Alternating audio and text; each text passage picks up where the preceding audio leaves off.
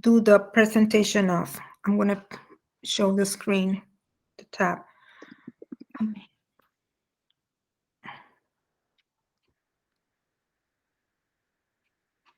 It's reconnecting.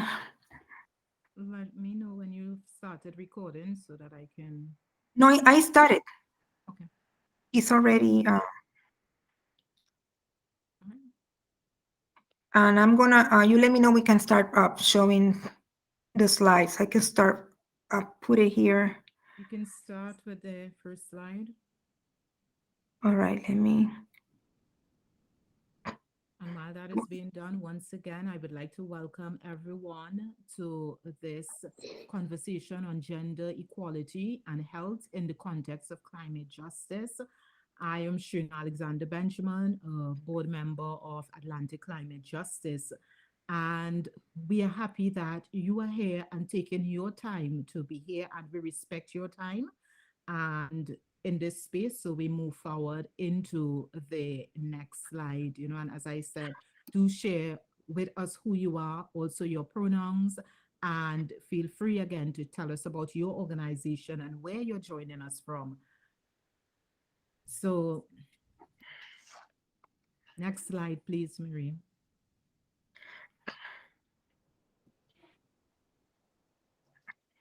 Okay. Cherna did an excellent summary of our mission. And this is, Share the next slide. Present the slide deck and okay. presentation. I continue. Let me put this low. All right.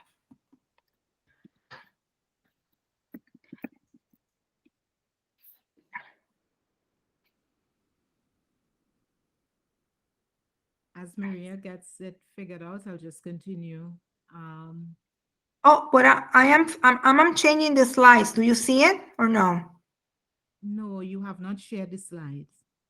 Oh, I thought I did. Let me. Okay. Escape here. I went to Google Meet, and in Google Meet, of course, I didn't click on the tab.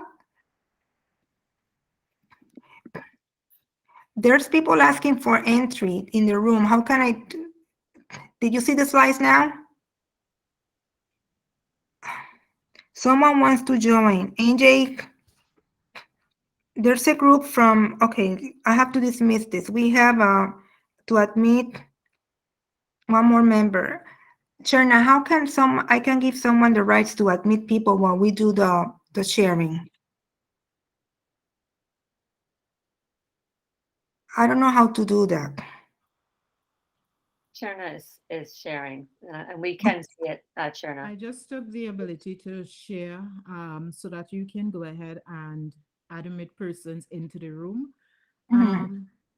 ACJA mission is committed to building an equitable and just world for all through praxis, strengthen capacities to enhance justice, diversity, and inclusion across all spheres, work on issues and make connections between gender, peace and justice, and environmental theory, policy, and practice on issues affecting our communities of color.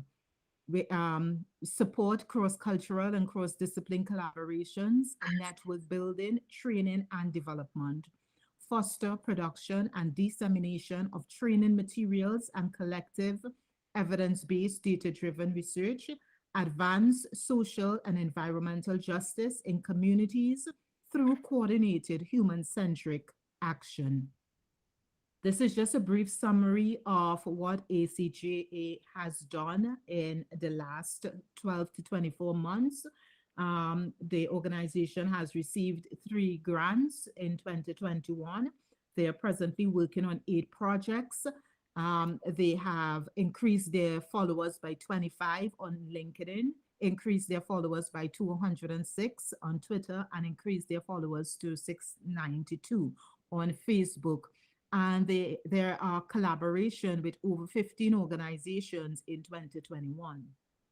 The goals of ACJA is to identify emerging issues on gender equality, climate justice, and health, share and generate knowledge on how individuals and organizations can support women from marginalized populations using an environmental, human-centered justice and peace approach.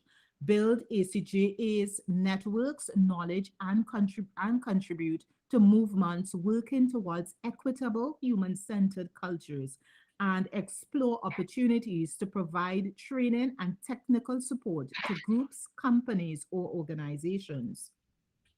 Now we will move right into our conversations and presentations today in the essence of time, and also respecting the time of those of you who are here. And again, I would like to thank you for your patience. As we know, one of the unintended consequences of technology is for many of us to learn to navigate these spaces. And, there's so many beautiful opportunities to learn and grow as we move forward in virtual spaces and doing hybrid. So I would like to introduce Patty Cronhim. Um, and Patty, do say that last name properly if I have it wrong.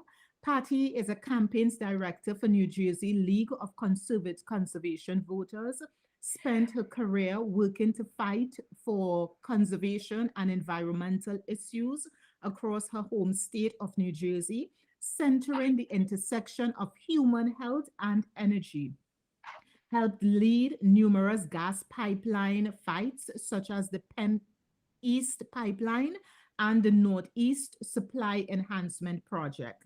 Serves on the advisory board for the Atlantic Climate Justice Alliance, the Mothers Out Front Health Impacts Advisory Committee, and the board of the Watershed Institute and the National Pipeline Safety Trust Stakeholder Engagement Group. She has a Master of Science from Columbia University in Nutrition and Applied Physiology, and awarded a student grant on pipeline safety from the Federal Pipeline and Hazardous Materials Safety Administration. Patty, I hand over to you. Thank you so much, Turner. Can everybody hear me okay? Thumbs up? Okay, great. And we're off. So next slide, please, Turner. And thank you for that lovely introduction. And my name's pronounced, as Turner said, Patty Cronheim. I love the way you say my first name, though, so you can say it anytime you want. I'm going to talk today about the topic is unsafe at home, indoor air quality risks from gas appliances. So the next slide, please. And I'm going to try to be brief, and we'll have time for questions at the end of this program. So don't worry, if you have questions, put them in the chat. When we talk about energy, we generally talk about three major big buckets that create problems in pollution and greenhouse gases. One, as on the left shows, is power plants. The one far right is transportation. So that's our cars and our trucks and our buses and trains and planes and all of those things. And then in the middle, basically that picture symbolizes buildings. And when I'm talking about buildings, I'm talking about commercial and residential buildings, the places we live, work, and play when we're indoors. And all of these produce many kinds of pollutants. In addition to greenhouse gases of carbon dioxide, they produce a fine particulate matter, which is so harmful that can go into your bodies and carry toxins with it. Nitrogen dioxide, which mixed with sunlight, makes that very harmful kind of ozone that is such a high risk factor for heart and respiratory diseases, especially. Carbon monoxide, we all know how toxic that is, and volatile organic compounds, which are all the toxins that are basically the carcinogens, the neurotoxins, the really harmful things that our bodies can't tolerate, pretty much at any level. Next, please, next slide. I'm going to focus on buildings today. And just for an overview, this slide shows, just for New Jersey, this is an MIT study. It just shows the far left, the blue lines are transportation. And you can see that the amount of emissions has been going down from 2005, then it's 2011, 2018. So that's been going down. It's still not at good levels, but it's been going down. The next bars, the orange bars, are power plants, electricity power generation. That has also been going down in terms of emissions. That has been going down. The industry has gone down a little and stayed constant, but the yellow bars that I've got circled so you can't miss them, that's buildings. And that's been going up in New Jersey, buildings, commercial residential buildings, are now the second highest cause of greenhouse gas emissions and pollutants in the state of New Jersey. And what's most alarming also is they may be the second source of emissions, but they are the number one highest cause of pollution-related deaths in the state of New Jersey. So we're going to focus, and this is predominantly natural gas, methane, because that's how the HVAC, most of the HVAC in New Jersey. So we're going to, and most of these numbers come from the big systems, the HVAC systems, our furnaces, hot water heaters, things like that. So we're going to focus even more, bring it down even more. Next slide, please, Cherna. To indoor air quality issues. Now, a lot of people talk about exterior qualities, but let me just start with some facts on indoor air and indoors so we know all on the same page. We spend on average in the United States 90% of our time indoors. And that number tends to trend higher for caregivers, who tend to be women, children, and the elderly, who are some of our biggest populations at risk from the damages of pollution, especially pregnant women and children with their higher respiratory levels, and of course senior citizens who are more sensitive to all kinds of contaminants. The EPA says that our indoor air quality levels can be 2 to 5 times, as much as 100 times worse than what's outside. So your air in your house can be a heck of a lot worse than what is outside, even in some of our most polluted areas. And then homes with gas stoves can have 50 to 400% higher nitrogen dioxide emissions than homes with electric stoves. So where's the culprit here on the indoor air quality? Well, it's mostly gas stoves, because the gas furnaces and other things, while they're very bad for the environment, they're vented. You've got a dedicated smokestack, chimney for your furnace. Well, what about your gas stove? So if you go to the next slide, please. So I mentioned nitrogen dioxide. Nitrogen dioxide, when mixed, with sunshine and all of the things that naturally occurring in air, this is what creates ozone.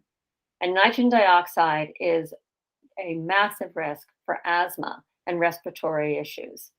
And of course, this impacts children the most. They are living in homes with the highest level of nitrogen dioxide. Children who live in homes with gas stoves are at much higher risk. So if you look at this graph, it basically shows that with an electric stove in your home, you have a much lower level of nitrogen dioxide. And then that goes up with the gas stove without a pilot, and then a gas stove with a pilot.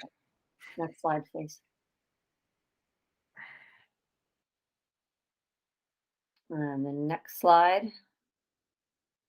Okay, and I think that the slide before that was the one that showed the graph that's showing the electric stove to how much more nitrogen dioxide raises up from if you add a gas stove. And this is from a good Yale study. Okay, so go to the next slide, please, Cherna.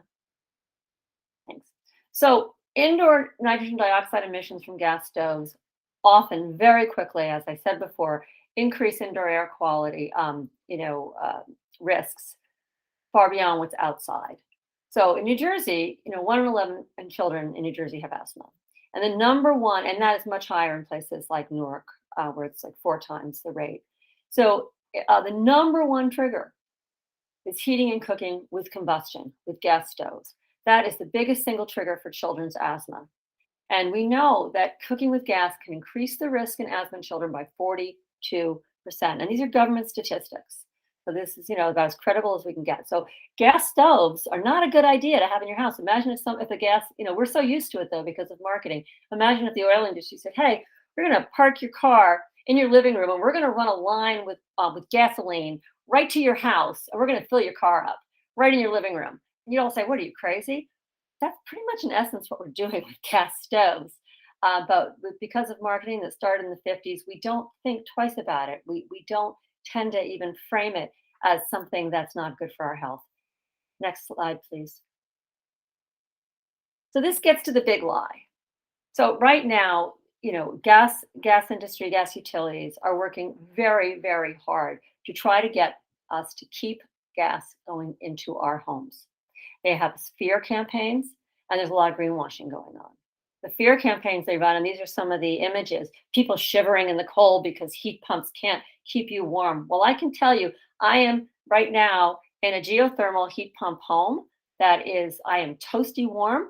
And I am moving to another home, and that is going to have cold climate air heat pumps, and I will be toasty warm there as well. And my hot water is heat pump, and we have never been cold a moment. So it is a big lie. They're spending millions and millions of dollars and lobbying dollars to tell people that heat pumps don't work, and that's just not true. They're also hiring influencers and having influencers come out and say, "Look at my gas stove. I'm grilling over it, and it's so wonderful."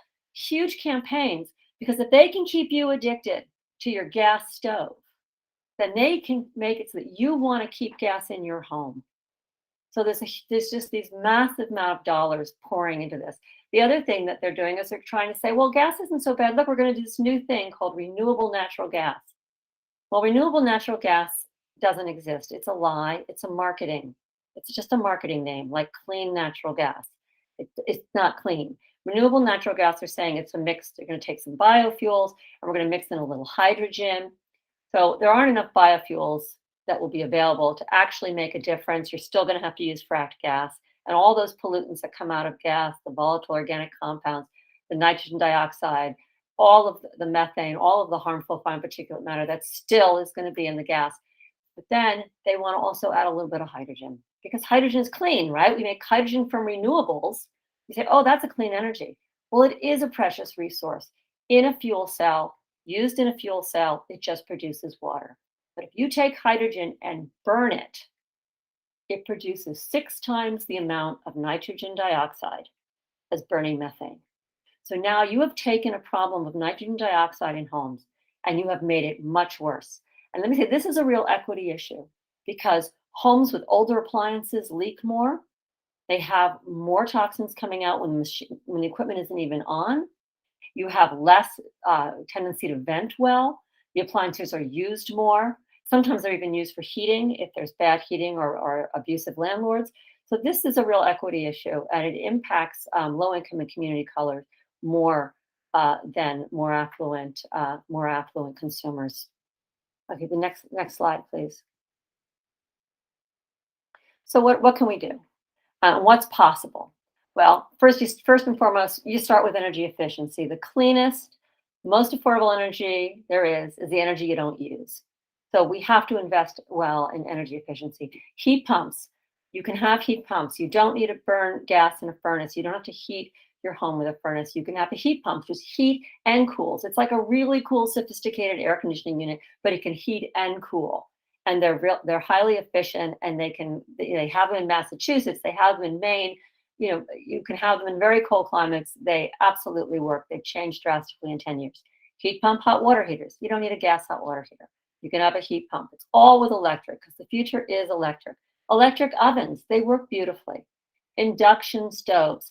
Don't think about the old electric stoves with the coils that take forever to heat up and take forever to cool down, and food got in them. You'll remember those, how awful they are. Induction stoves are a clear top, easy to clean, and they're done with magnets.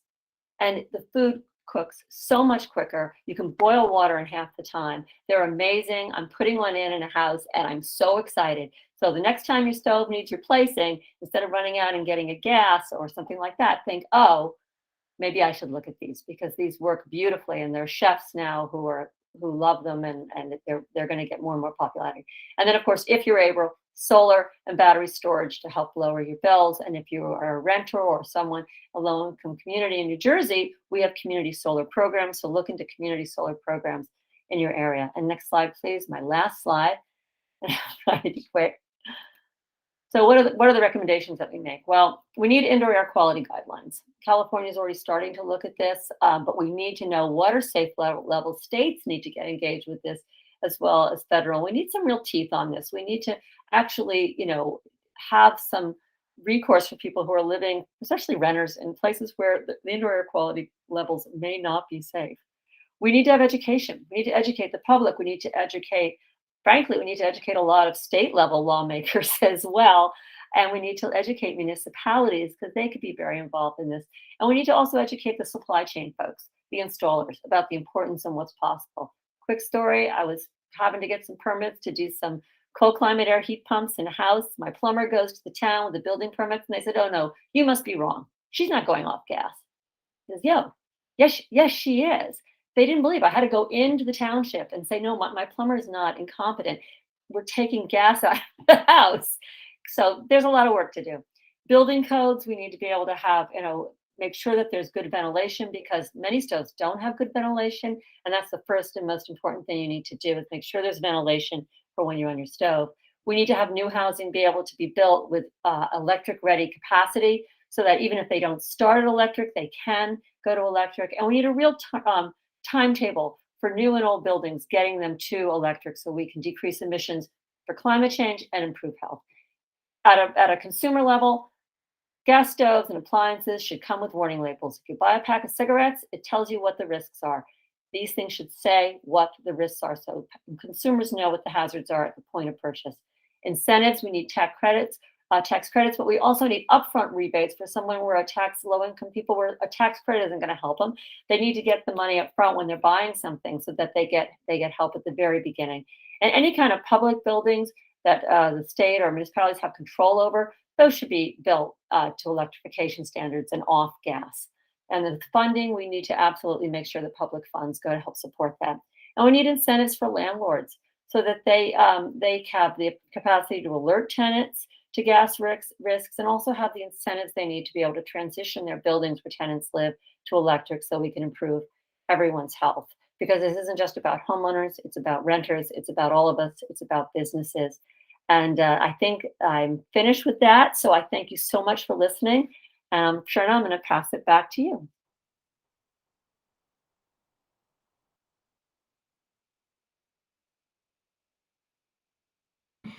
I am copying questions on the chat because we're going to leave the questions for the end. So I see a question for Patty, but I'm copying it. I'm making note of this, okay?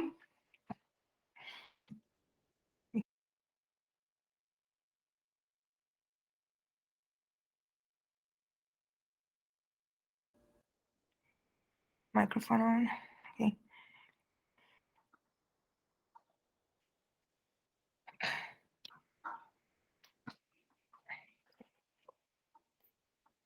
Sharna is still muted, I believe. Sharna, let me put that in the chat. Sharna.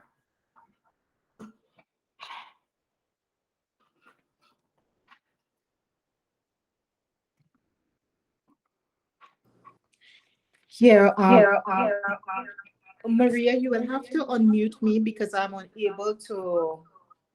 Oh, which of controls? We can hear you now, Sharna, loud and clear. You're back on the air. Okay.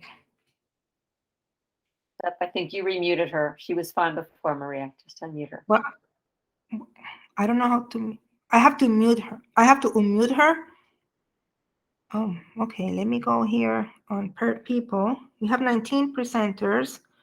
Oh my goodness. Okay, I'm on my way down. And it says you cannot unmute someone else. How come? Oh. She don't have the ability to unmute herself. Okay, I'll just use the other device. Is everyone hearing me? Okay, Yes. great. Yes. We will be taking questions at the end of the presentation, and you can put those in the chat. They will be curated, and we move right into our second presenters, which is a duo presentation. And Elsie Aquino Gonzalez holds a PhD she's a researcher and education consultant whose interests include eco-justice and environmental education, ecology, sustainability, and climate change. She worked at the City University of New York as development officer responsible for the development of over 200 internships for 11th and 12th grade high school students interested in the teaching profession. In 2018, she became a climate leader of the Climate Reality Project, founded by Al Gore, ex-vice president of the US. She is one of the founders and since 2020 serves as the chairperson of the CRP PR chapter. As education director of the Atlantic Climate Justice Alliance, a nonprofit climate and environmental justice organization for humanitarian relief, advocacy, and educational purposes, Elsie has worked assiduously to design, develop, and present teaching materials for the Eco Schools program in Puerto Rico with the urgent message of the climate crisis. During the pandemic, she worked towards the completion of an ebook on solutions that can be used to combat the climate change crisis for students in 4th through 7th grades. This month, the ILEAD Global Magazine of Nigeria, Africa, published her article, The Role of Young Leaders in Combating the Climate Crisis. Elsie's co-presenter is Sarah John Chavez. Sarah currently holds a bachelor's degree in psychology from the University of Redlands and a master's degree in clinical psychology from California State University, Northridge. While completing her master's, Sarah received both the California Predoctoral and Chancellor's Doctoral Incentive Program Scholarship, 2 prestigious awards. She is currently a 4th-year doctoral student in a joint doctoral program interdisciplinary research on substance use at both the University of California, San Diego, and San Diego State University. Sarah is developing an expertise in alcohol use, related research and intervention science specific to Latinx youth and young adults. In addition to working on her dissertation and meeting requirements as a NIAAA P32 predoctoral fellow, Sarah is also the Director of Research Development for a nonprofit organization, Latina Voice. I now hand over to Dr. Gonzalez and Sarah Chavez. Hi, everyone. I hope you all can hear me. There we go. Yes. So I'm going to do with Dr. Aquina Gonzalez, we're going to do a little shift. So our topic is really climate change, specifically to COVID-19 and its impact on Latina children and youth. And really the whole goal for our presentation is to highlight, unfortunately, the disparities that do exist when considering COVID-19 impact on this particular population. But of course, we always want to make sure that we all walk away with solutions. And so that is something that we will be talking about. Next slide, please. Okay, so here we all know that all children are at risk from the effects of climate change and COVID-19. Just being a specific racial ethnic background doesn't really preclude us to experiencing something. We all experience it. However, when we look at the statistics, we'll start to see that it's more of the marginalized children in communities that face greater negative health impacts, specifically marginalized children such as African American or Latina youths or children. They are more likely to have more unhealthy levels of air pollution. They are more likely to endure chronic stress throughout their entire life. And this is, pre-COVID, and now we add another, a pandemic into their lives. And also we see more associated mental health issues, pre-COVID, during COVID, and, we're really looking at what is it going to look like in the future after COVID.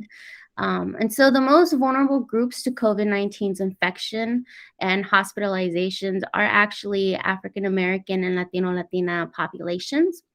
Unfortunately, we see on the news all the time how COVID-19 highlighted really the social and cultural inequities that have led to health disparities of minority U.S. populations. And so really what we're going to be talking about here is specific to U.S. populations, and sort of, presenting those statistics, which I'm really happy to see come forward. Next slide, please.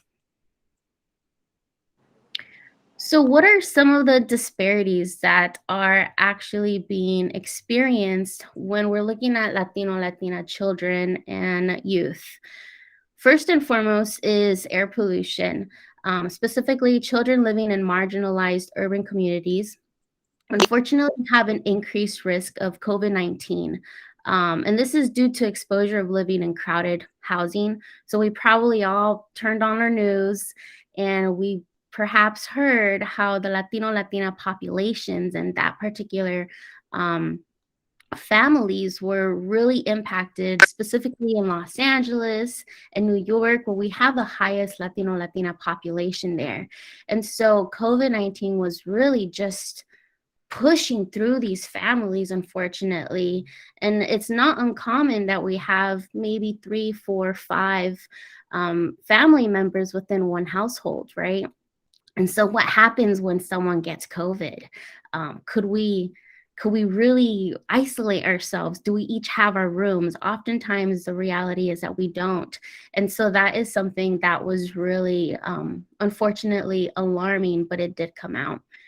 Another disparity is just the concept of vaccination initiation, right? The act of going to the store or the clinic and getting some sort of vaccination for COVID-19 or to prevent COVID-19.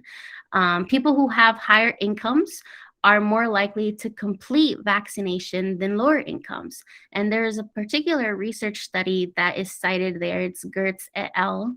And they showed that Asian subgroups were actually 67.7% vaccinated. Non-Latinx whites, otherwise known as white or Caucasian groups, were 59.9% vaccinated. But when we look really at the minority population, we see that Hispanic populations, there was only 52.3 vaccination initiation rates.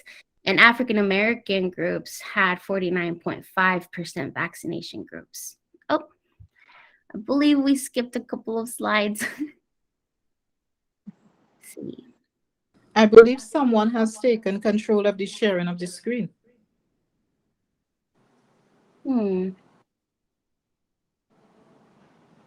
Is there any way we can go back? Because I no longer have control of sharing. Sharna is presenting. That's what it says here. Maybe in your other device.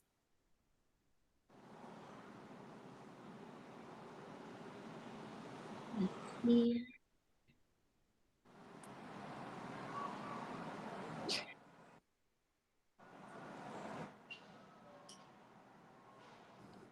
Someone just overrided my presenting. Oh no. Okay, let's see. It is going backwards, so that's good. There we go. Oh. So there we go. Let's stay there. Okay. So the last thing that I wanted to say before we pass it over to Dr. Alciaquino, is the concept of mental health and suicide disparities there as well. So there is a risk of mental health problems that has unfortunately increased for children living in crowded housing. Typically, those children are Latino, Latina youth.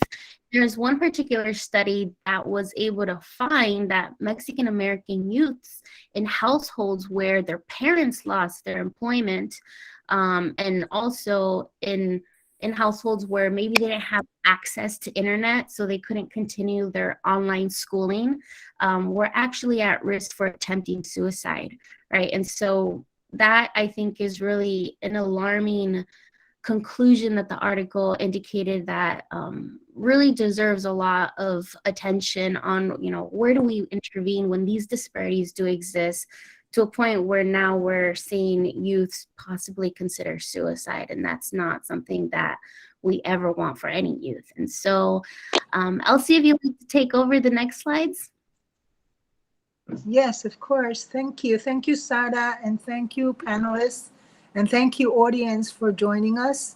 It's a pleasure to be here, and it's a pleasure to contribute to this wonderful conversation. So I'll continue with disparities. Employment is another area where health disparities are seen pertaining to climate change and COVID 19. And this is because parental employment affects their children. 49% of Hispanic households experience a pay cut or job loss or both, compared to 33 of all adults in the United States. And if we look at this, we can think of this as both climate change and COVID-19, because when we talk about climate change and COVID-19 together, Hispanic households experience job loss, and this our children experience lack of food, lack of schools. So let's keep that in mind when I'm going through these disparities. um, Farm workers were and still are at risk for losing their jobs. Farm workers are not afforded the same safety nets that would permit them to miss a day, let alone multiple weeks of work. Missing a day of work or an entire paycheck could mean the difference between being able to feed the family or going hungry. Another disparity is food insecurity. Among Latino families, food insecurity increased to 4 in 10 households. Those are 4 families, including children, that are going without food or have access to limited food. And also, the school closures accentuated the situation for those children who depended solely on these meals. Next slide, please. So here we have presented some disparities, but then what do we have for solutions? For one, public health professionals and health providers can help by, first of all, educating our communities. We need to educate our communities about these disparities and work together to reduce them. Public health professionals and health providers can also play a role in local and regional climate strategies by preparing communities to address anticipated physical and mental health impacts of these crises. We need to address the language barriers. When we raise awareness of these disparities, let's do it in a way that's inclusive by hiring Spanish speaking public health professionals and health providers. There's a need to help increase vaccinations and share resources that the Latino families need in a way they can understand it. Public health professionals and health providers need to mobilize. By that, we mean reaching out to this population even more and meeting them where they're really at. When it comes to the high increased rates of mental health and suicide among Mexican American youth, a study found that online Zoom classes help reduce mental health issues, because this is the population, the youth is the population that misses and that needs most support from their peers, from that group. Um, and students attending classes online during the COVID-19 contingency were less likely to attempt suicide compared to their peers. Next slide, please. We also need to expand and better target emergency aid and assistance, improve labor rights and protections, especially among farm workers who don't have the luxury of having time off if they have COVID-19, expand job creation and training, food assistance programs, emergency food assistance. And we need all of these in place across every city to help Latino families and their children. Thank you.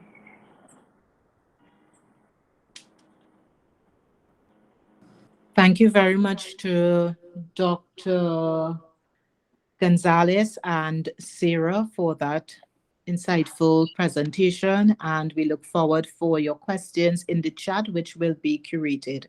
We move right into our next presentation, which will be done by Maria Santiago Valentin. And Maria is a child study team, LDTC behavior analysis therapist, mindfulness educator, and doctoral candidate of education at Walden University.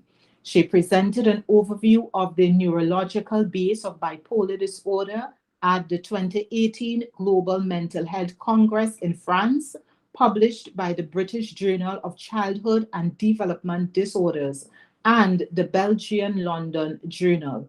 Her ebook, Bipolar Disorder, Etiology and Treatment Overview, Mindfulness, Medication, Digital Psychiatry, and Classroom Accommodations, won 2019 first place Special Needs Disability Awareness category at the Royal Dragonfly Book Awards and in international recognition with Willem in Copenhagen, Denmark. She is associate editor for Necosis Hispanos USA magazine, collaborates with OABI in Trinidad and Tobago as an education and research associate for the Center for Building Resilient Communities of New Jersey. She is since September 2020 a education researcher for the World Bank, the Global Research Network, and a 2021 fellow for the Royal Society of Arts. She is the co-founder, trustee, and director of New Jersey Affairs of the Atlantic Climate Justice Alliance. I hand over now to Maria Santiago Valentin. Thank you, Cherna. So my presentation is the climate change impacts on women mental health. And as you see in the picture, we were dealing with stress, like Sarah said before the pandemic. And if we also add to that the stress that we had before the pandemic, the climate change manifestations with extreme weather circumstances, and also with disasters like flooding, hurricanes, and fires, and the air pollution, which is an environmental justice issue, we are under, our stress is going to build up. Next slide, please. What I did was I read a couple of peer review articles to find information about the causation of climate change in mental health, and this information is just emerging. There are very few, and the ones that are few do not show intersectionality. Their results are for a normative population, and that's what I'm going to discuss in this overview. Is coming up now. There's invisibility of certain groups in our communities in this research. There's no data, but there are reasons why there's no data that shows that imbalance of reporting. So I look at Google Scholar, EBSCO, and Walden University Library for this information. And this is what I am going to share right now. Next slide, please. So my findings, here you see the terms that I look for, that I use for this research were eco-anxiety, climate change and mental health, women, climate change and mental health. I found information, very little information about women, more, someone comes in, but more information in more general when it talks about vulnerable communities. And here you have I'm going to talk more about the imbalances, because we are all aware of what the manifestations are: PTSD, aggression, depression, and a lot of suicidal ideation and attempts. Next slide, please. Interesting, and this is from the source is carbonbrief.org. The highest rate of suicides related to mental illness with the correlation, not the causation of climate change or climate are males. Women seems to be, female are the most, sorry, is 68%, and male are 21%. And this is one of the reasons I want to talk about self-reporting and underreported. So there's a populations that are underreported because of a stigma, among other things. Next slide, please. So my findings were that climate change and air pollution might influence mental health. I have to say might, because to make that causation is difficult for science, for research. They find it's difficult to make the connection between an event and the effect on the mental health of a person. There are three types of impact in a person. We have the urgent trauma, the mid-range effects, or intermediate, that happens after 60 days, and the long-term effects that could be years after the traumatic experience. There are metrics, but they are not showing intersectionality when we are measuring who are suffering, who are getting the consequences of who are suffering from mental health due to a disaster. Most vulnerable groups include elderly, children, women, people with pre-existing health problems, especially mental illness, subjects taking types of medication, and including their medicines, and individuals with low socioeconomic, and immigrants. Why this is happening? Because there's an imbalance of power. These are invisible populations and communities. Being visible means that you have rights and the government counts you. So if being invisible for them represents a threat, for example, in the immigrant population, they are not going to report that they're having a mental illness. So they're going to keep that to themselves, so that does not appear in the data. And beyond that, if we don't show in the data that these populations, existing populations that are invisible for imbalances of power, that is not being reported to the government. We are not able to build research capacity and funding to offer themselves their services when they need for their mental illness. So the research of the global South, and I'm talking about Latin America, what I read, Africa and Asia, and if I'm making generalizations, people in the public can correct me, who are from other countries, mentions that self-reporting is an issue and stigmatization is an issue. So being those two variables or factors are inclined to impact the information that the government has. And that's why the planning, and that's what I'm going to say about the recommendations and solutions at the end, in order to have planning pre an event that shows services to these vulnerable populations, we need to increase the self-reporting. And how do we do that? Removing the stigmatization. The reports in the North, and I'm talking about US and Europe, North America and Europe, there are only two that show intersectionality.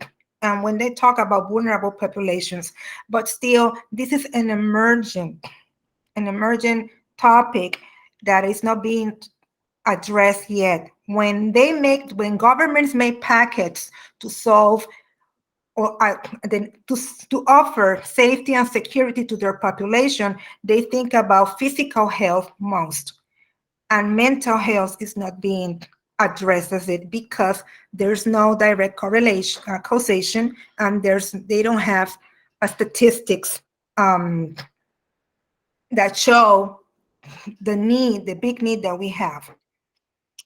Global South more vulnerable to climate-sensitive diseases. levels of crop decline in the region, and high rates of poverty and malnutrition. Women are particularly vulnerable, and this affects during extreme events. For example, there's something called that I found. Oh my God, it's right. Heat is aggression during the summer peak. During the summer peak days, which is at the beginning of the summer, there's a higher rate of suicide among males. And it is tied to use of alcoholism. So we see there already a correlation of an intersectionality of suicide, the use of alcohol, the hotter temperatures, and climate change, because those hotter temperatures, that extreme heat that is happening every year, is as a result of the change in our climate. So I mentioned invisibility before. So these are structural imbalances in power and resources. And in order to bring balance, we need to be better at reporting.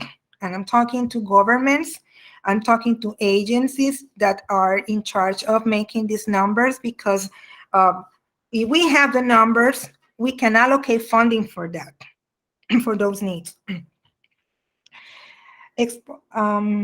Research after Hurricane Sandy. Okay, this was a research that showed that it was done in 2012, but the lady citing it in 2019. I read her article. She mentioned that that's one of the few research that shows intersectionality and talks about the vulnerable populations community getting impact by climate change. Next slide, please. In Latin America, there's 9 workers for 100,000 workers, while in US we have 125 in compare for 100,000. And I mentioned that already. 9% of people with depressive disorders receive inadequate treatment, from 1% in Peru to 18% in Argentina. Disasters compromise service. And this happened, I'm going to talk about Puerto Rico. If the infrastructure, if they don't plan, if there are places that don't have a preventive plan for addressing mental health needs, we're going to see communities in isolation, suffering from depression, sadness, hubs of violence, and suicide ideation. We need to keep in mind that when these disasters happen, fires, flooding, hurricanes, or cyclones, there's an interruption of services because there's power failures. The medicines that need refrigeration do not have the power unless they're generators, right? And if we're talking about places that have long distances, bridges, or roads that are not built, that are built differently from, they can, what I'm saying, the access to services can be interrupted by disasters because the infrastructures can be damaged after a climate, after event that we know is correlated to climate change. MENARC, I found MENARC in 2 articles is as being delayed or being earlier as a result of climate change. But how they make that correlation? They made the causation with the toxins that are released in the environment after an event. And those toxins go into the water. So they go in the mainstream of water, or when the flooding is already dry, the sediment that are in the soil goes back to the air. So women are smelling all of that, and their menarche, which is the men's first menstruation, is being impacted, and that affects their fertility, their bone density, and their mental health. And these are things that affect them, and in the future, when they form their family, those conditions are congenital. It comes already in their genes, in the genes for the baby. So we see the impact here. And I mentioned the 3 key frames. So next slide. I think I'm almost done. Okay, my recommendations are that we advocate for a gender-sensitive and climate-sensitive measures from governments to implement interventions and evidence-based research. But what is important here is that let me read it. Evidence-based research is a representation of the communities that are invisible because they are not self-reporting themselves. If we don't include those communities in those reports, we're going to keep having this. And I think I mentioned the communities already: children, elderly, women, LGBTQ, migrant, immigrants, undocumented, that are afraid and low income families, and also low educated families or communities because of the stigma. We have to include all of them in those evidence-based research in order to provide those groups with interventions they need prior to an event and after an event. And then I found this very interesting. It's the Disaster Psychological Assessment and Surveillance Kit developed by the Louisiana State University. It is used to enhance recovery and improve disaster preparedness. It's called Disaster Past, and it measures the effects that happen immediate. It's a screening tool, but it screens at the beginning from the first to 60 days. And then they have another screening phase from 60 days to 1 year. And the third is a screening phase from over a year. So this is a scale that we can potentially recommend to our agencies and governments to use to measure the impact of mental health in a community, and to include mental health recovery in the planning and budget of all emergency plans after a disaster. Let me see if I left anything in between. But we have to work with, remove those barriers that these communities feel that self-reporting will harm them more than give them a benefit. And that's what I think we hit these disparities in research. And that's my presentation. And these are the resources. If anyone, I know this is recorded and you want access to it, you can email us. These are resources that your agencies, governments, where you're coming from can look at to take action. And then the last slide, I put some of the articles that, if you notice, they're 2021 that I review in order to make this presentation. And I read other ones that are not there. But they all say the same. Climate change and mental health is just emerging now. So in a couple of years, this information won't be, it's going to change if we make it more intersectional. That's my point. Thank you. Thank you very much, Maria. And we move now to our next presenter, which is Diani Rios Gomez. Diani is the Chief Executive Director, co-founder, and trustee of the Atlantic Climate Justice Alliance. She's a New York State certified citizen public health leader related to preventing and addressing COVID-19, health literacy factors influencing health, public health for community resilience, and public health planning for action. She received in 2021 the Presidential Service Gold Award of President Biden for her community service and her advocacy for the environment.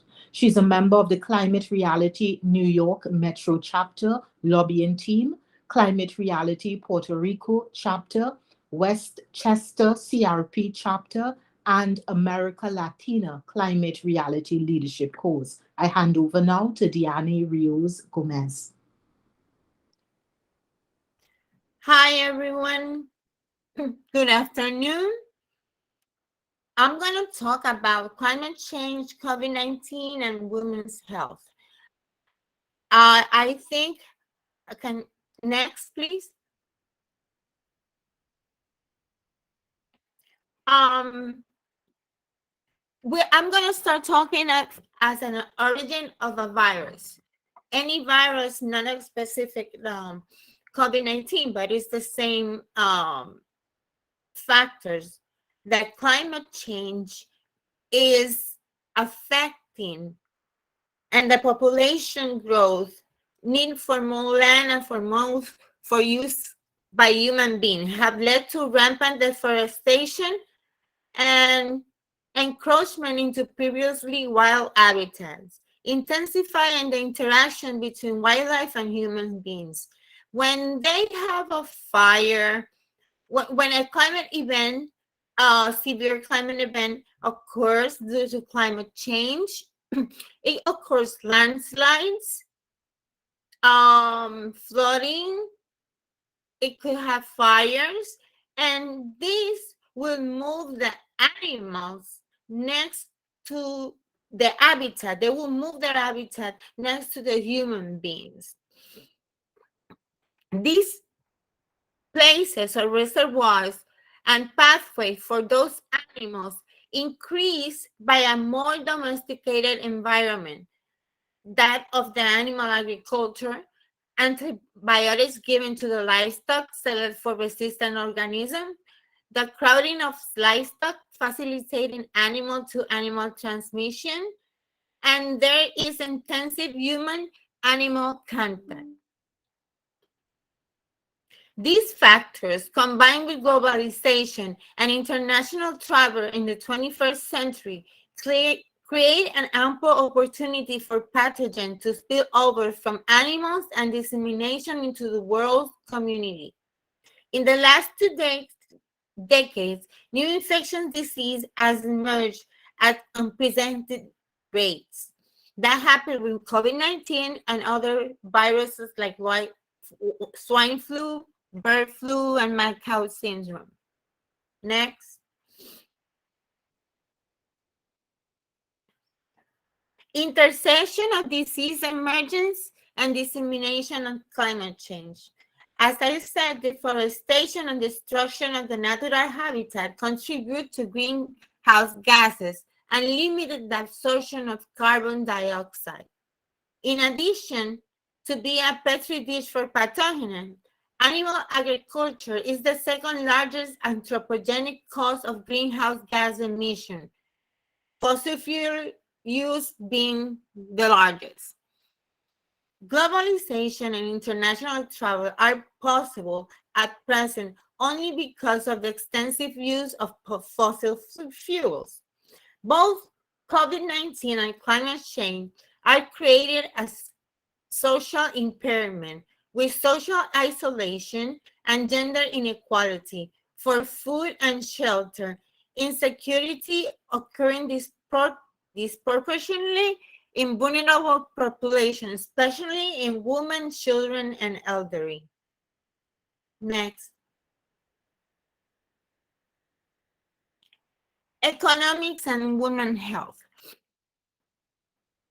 The current economic downturn resulting from COVID-19 pandemic is disproportionately hurting women's employment, with ramifications that could be long-lasting. The same happened in case of the severe weather event driven by climate change.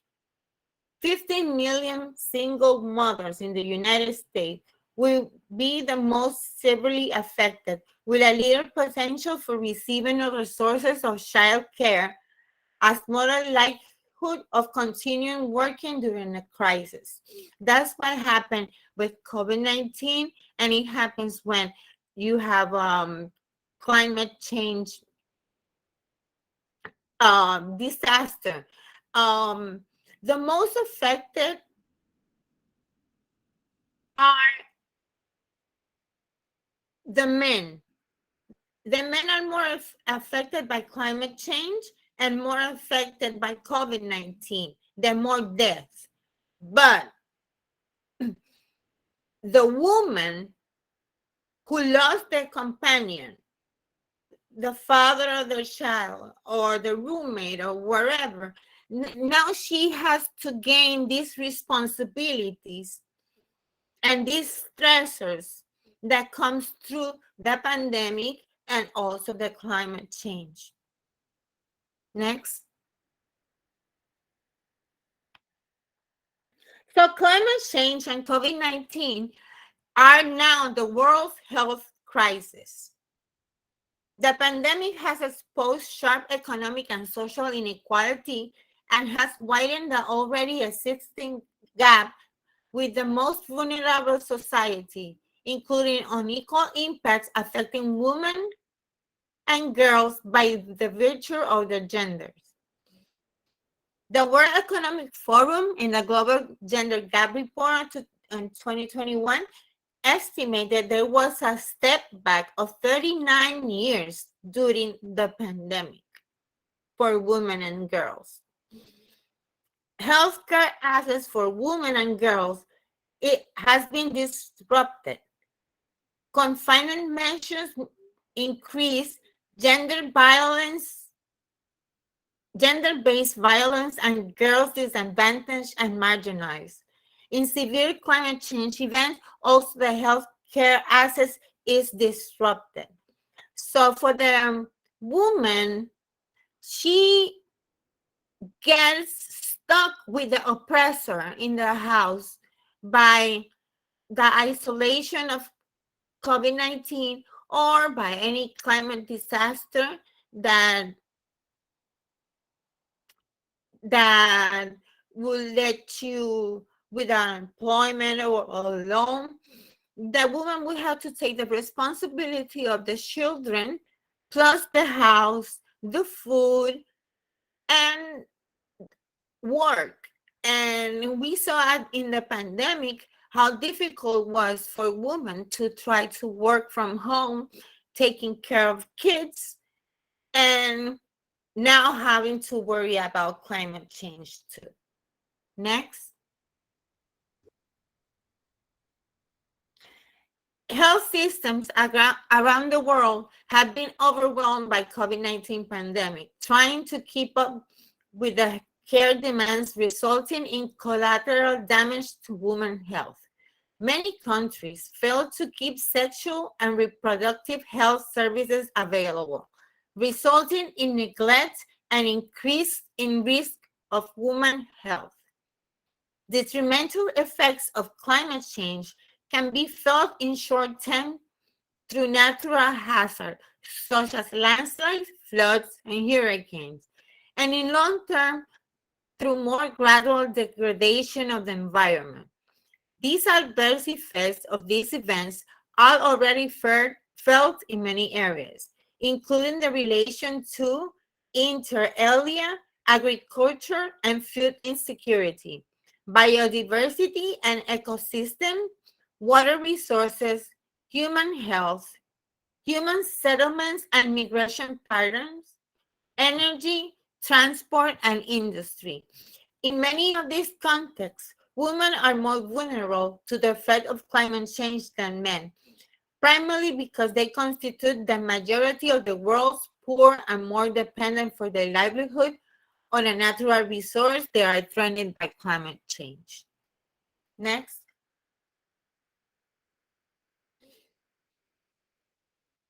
In terms of health, some potential climate change scenario increase morbidity and mortality due to heat waves, flood, storms, fires, and droughts. The risk of contracting serious illness is aggravated by environmental hazards caused by climate change. In addition to reference provided by climate impacting women's health through water scarcity and water contamination and abundance of evidence linked to evolution and distribution and infection disease to climate and water. I can say that not only COVID-19 is a virus that that is affecting us. There are essentially more viruses and diseases like cholera, malaria, dengue, to the extension of the risk of seasons and wider geographical distribution of this disease vector. It means how it's getting warmer, more disease vectors like mosquitoes can come and give you dengue or chikungunya or Nile virus, but also contaminated waters can give you some health problems. And mostly women are the ones who take care of the kitchen in these cases and take care of the family, especially even in COVID cases or in climate change disaster, the man died or is not present. Next. Climate change related to diseases and COVID-19. Climate change, because we talk about the pollution and everything that climate change, greenhouse gases do to our body, we have respiratory and lung diseases, including asthma attack, COPD, reduced lung function, pulmonary cancer, caused by a series of carcinogen chemicals entered to the body through inhalation, pneumonia, leukemia, cardiovascular problems, heart disease, and stroke that increase, especially the particulate matters, and also if it's an event of a heat stroke. Cardiovascular problem and heart disease and stroke will kill somebody. So premature death are also related to climate change and COVID-19. Also, in maternity wards, Hispanics and Black community are having more premature deaths for unborn child because of the inequality, the injustice, the treatment is not the same, and the exposure to them, to all these carcinogen and gases that climate change produce. Next. Oh, I finished. So thank you very much for having me here. Thank you for the audience. If you have any questions, please put it in the chat. Thank you very much, Diani. Our next presenter is Carolina Morathi. She's a passionate community leader and advocate for food security, having grown up in family restaurants in Arequipa, Peru, and now living in New Brunswick, New Jersey. She carries a deep understanding of the power of food to create and maintain community. She hosts a weekly bilingual Cooking Outside the Box Facebook Live program showcasing creative ways to cook with food pantry boxes and featuring a roster of diverse local foodways experts.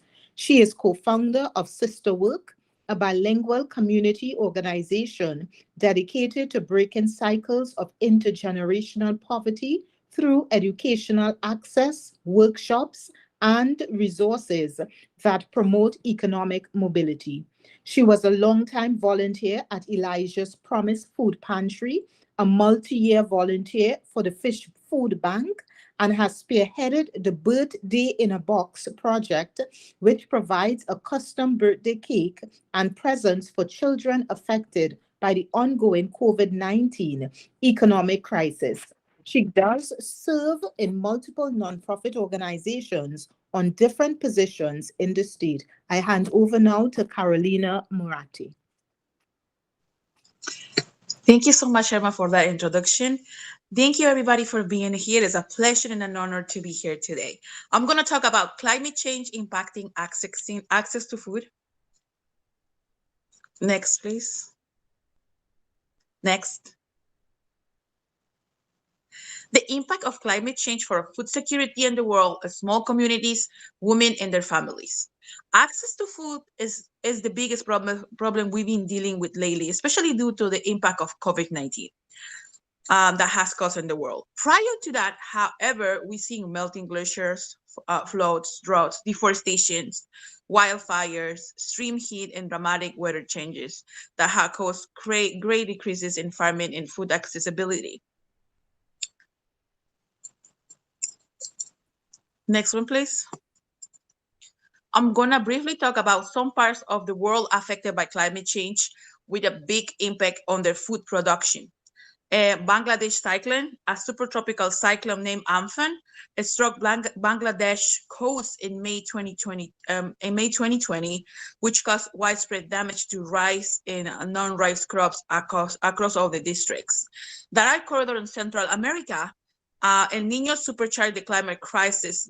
Normally the El Nino, it was expected to be between 2 to 6 months, and it extended to even 6 months, which is affecting, the corn and all the harvested that they normally expect, leaving that all this community dealing with food insecurity. East Africa drought. Higher sea temperatures linked to climate change have doubled the livelihood and drought in the African region. Severe droughts in 2011, 2017, and 2019 have repeatedly wiped off crops, also leaving people dealing with food insecurity. Next one, please. How climate change has affected Oaxaca, Mexico. Mexico in general is facing climate change ranging from unpredictable changes in weather to crop failure, and campesinos who came from a largely indigenous communities and grow corn from their personal consumption are feeling a worse impact, struck by recurring droughts and low employment opportunities. Many see no way out but to go abroad in order to feed their families. Hybrid corn is sold below the cost of production in the Mexican market. Campesinos can get good value for their surplus grain, and their personal consumption and survival is threatened by water shortage and drought condition. Migration occurred majority on the male community on a bigger scale, leaving women behind in charge of what little production and harvest has left, sometimes not even being enough to survive. My reason of choosing to talk specifically about the Oaxacan community is because I reside in one of the biggest communities of Oaxacan residents in the US, New Brunswick, New Jersey. Next one, please. How is climate change affecting my community? New Brunswick, New Jersey, Middlesex County. Decrease in access to jobs. Climate change has caused a big impact on people from my community. Lower wages and employment, working in landscaping, snow removal, car wash places, for example, get directly affected because many jobs rely on the weather. Obesity and other forms of related diseases. Not having access to a steady income causes the people to eat what they can afford at the moment.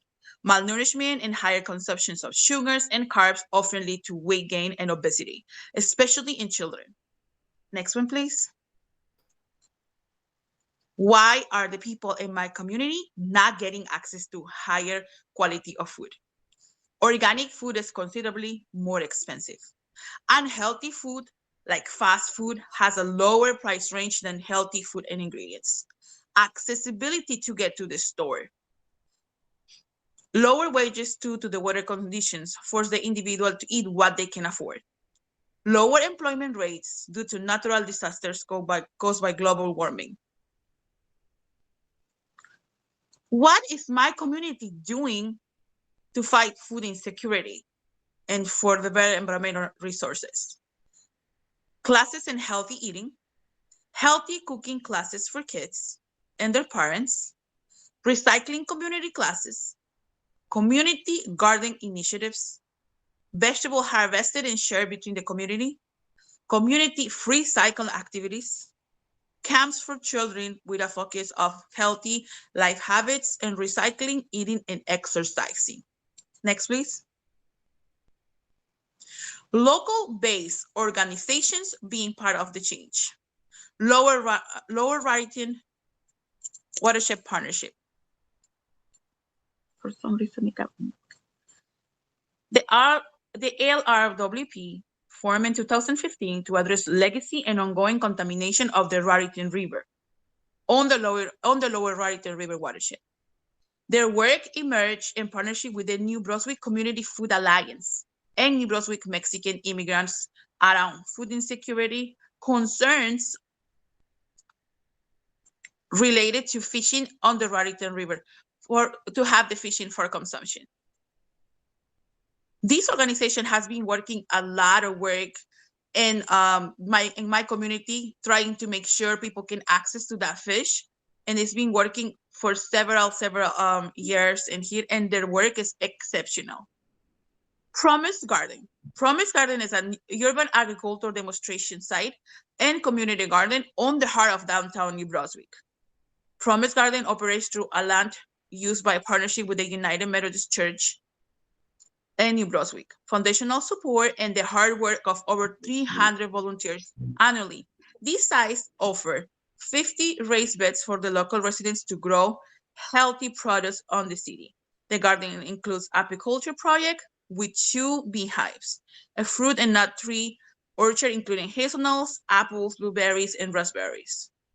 And Promise Campus, which diverts over 10,000 pounds of plant-based food waste from our Promise Catering to create soil and improve garden beds. Next, please.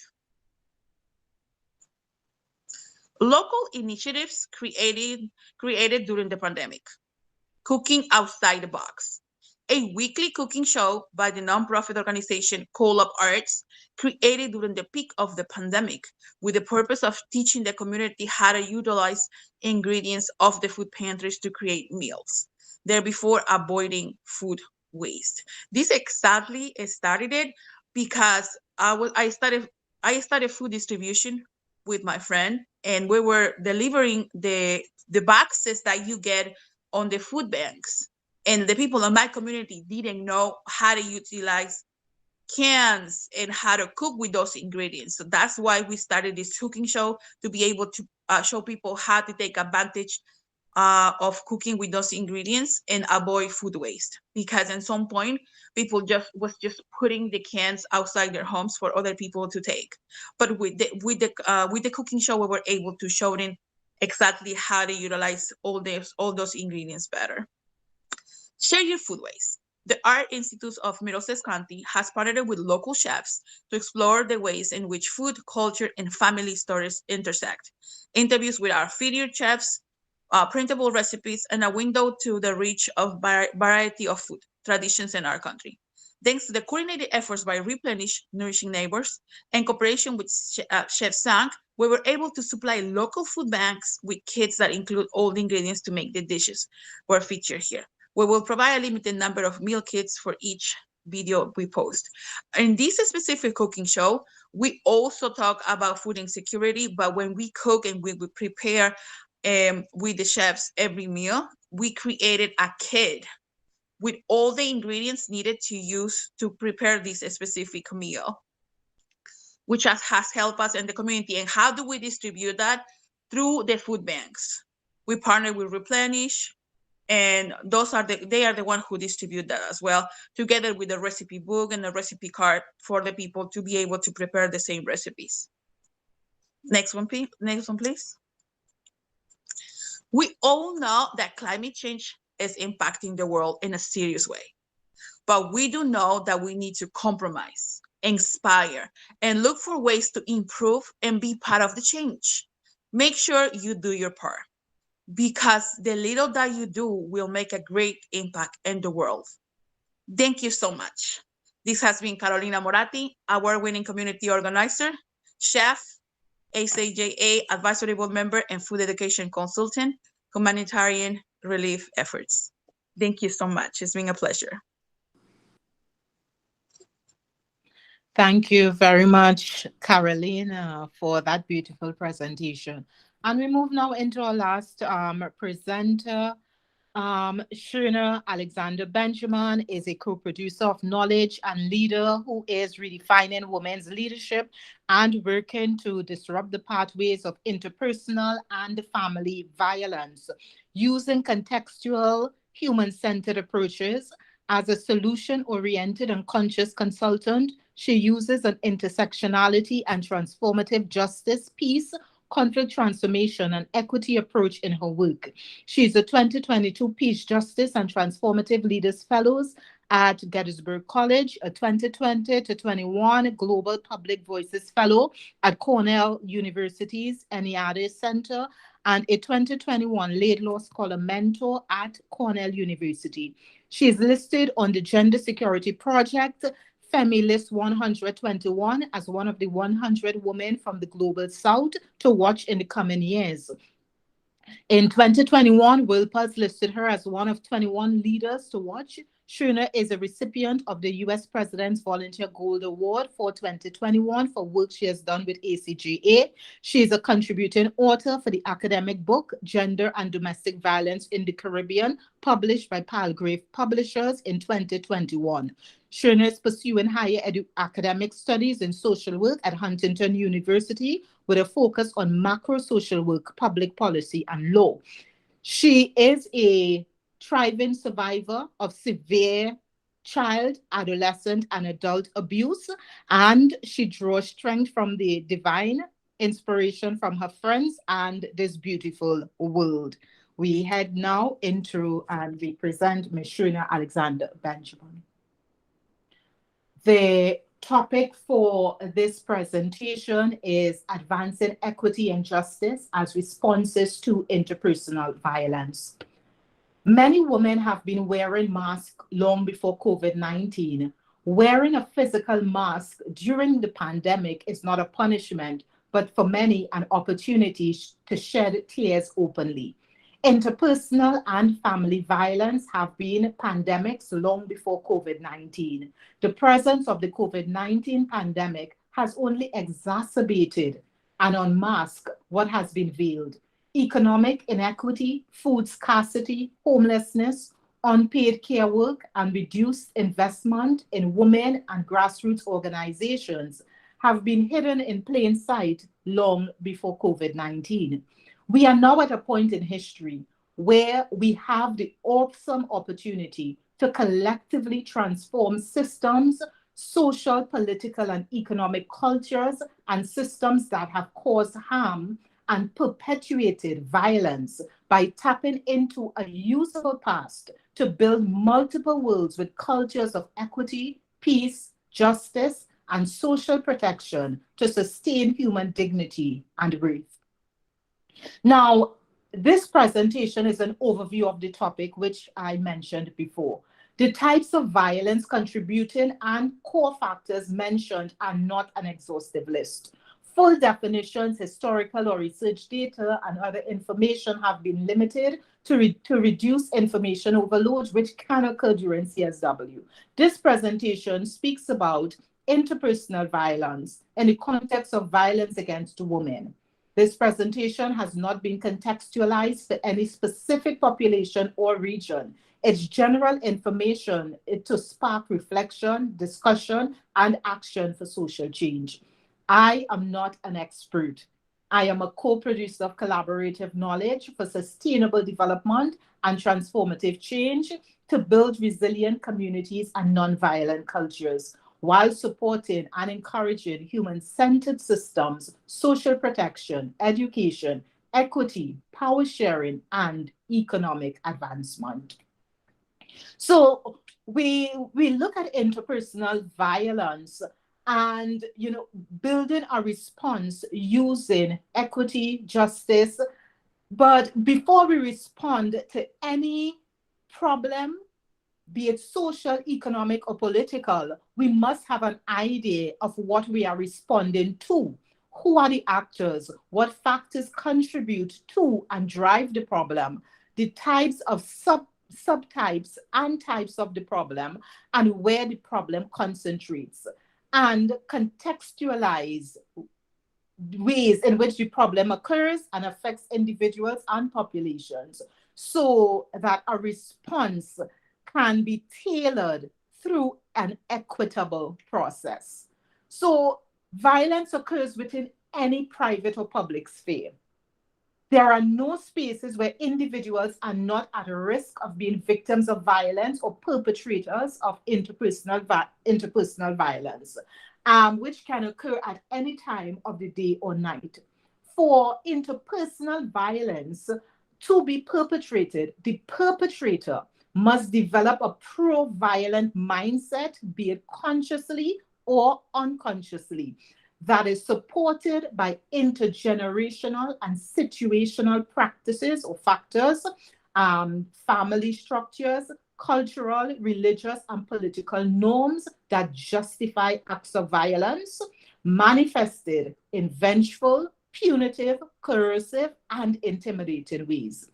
A victim is any person, regardless of their gender or sex, ethnicity, nationality, color, class, ability, or education, who experiences any act of violence, irrespective of a one-time or repeated incident. Now, a survivor is any person who experienced an act or acts of violence and lived through the violence. Some individuals living in a violent environment may be simultaneously considered victims and survivors. There is a continued debate, however, about whether the word victim or survivor should be applied to someone who experienced violence. During the act of violence, the individual is experiencing the effects of being a victim of a crime. The act creates immediate, subsequent, and long-term impacts. When responding to interpersonal violence, the individual harmed ought to be asked how they would like to be identified so that the responders will reduce further harm. A perpetrator is any person, regardless of sex or gender, status, or position of power, including any institution of power or group, private or public, that perpetrates any act of violence against another person or group. And I wanted to just add those words in there because many times when we speak about perpetrator, we often look at a single person.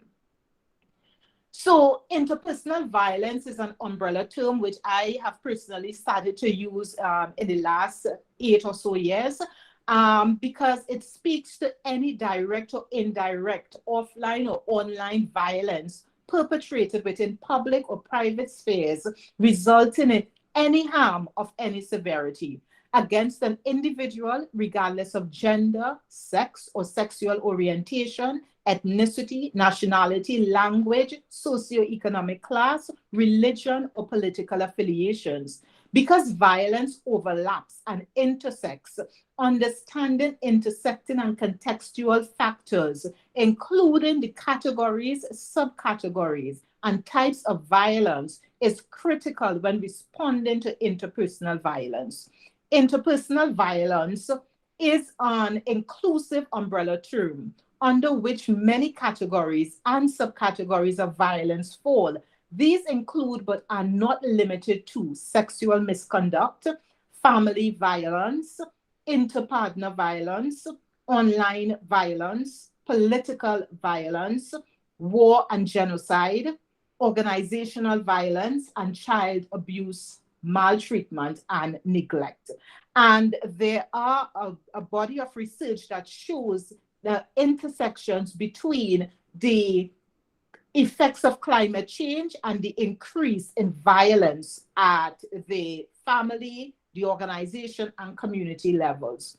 Now, interpersonal violence may be inflicted against another person in many ways.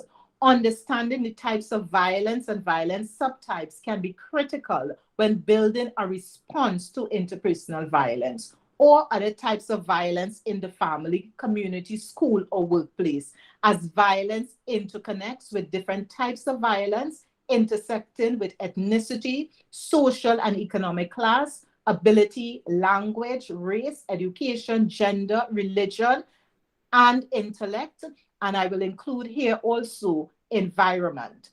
The infliction of violence may contribute to self-injury and actual physical harm, dismemberment, and death, including long-term traumas and socioeconomic, education, and health impacts. Violence is not isolated. It does not stand alone, but rather it overlaps and interconnects and intersects. Where one type of violence occurs, you will find other types of violence. The typology chart I will use today looks at the following types of violence: physical, sexual, psychological, social, emotional, economic, creative, intellectual, spiritual, occupational, environmental, deprivation and neglect, digital/online, including neglect and maltreatment.